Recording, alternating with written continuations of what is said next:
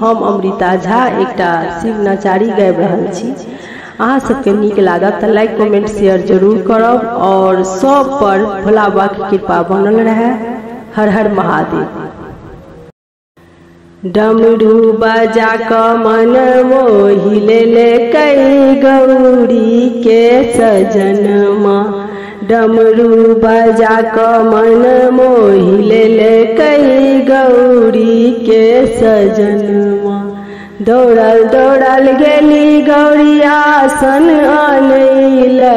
दौड़ल दौड़ल गेली गौरी आसन आनैले।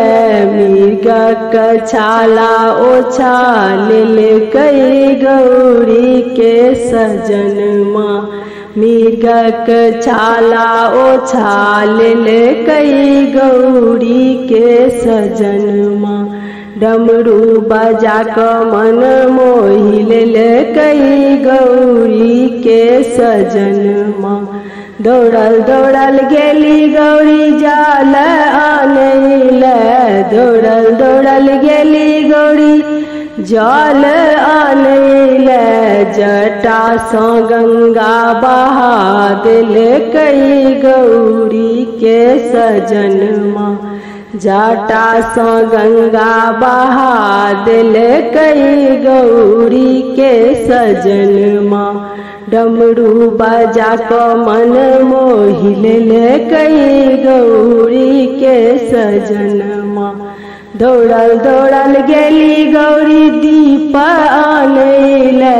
दौड़ल दौड़ल गेली गौरी दीप आनैले। दुतिया के चान देखा कई गौरी के सजनमा।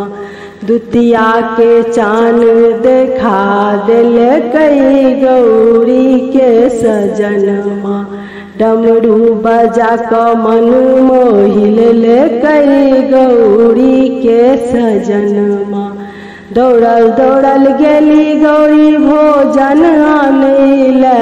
दौड़ल दौड़ल गेली गौरी भोजन आनैले। आक धुथुर चिबाल कई गौरी के सजनमा। आक धुथुर चिबाल कई गौरी के सजनमा। डमरू बजा क मन मोहि ले कई गौरी के सजनमा। डमरू बजा क मन मोहि ले कई गौरी के सजनमा।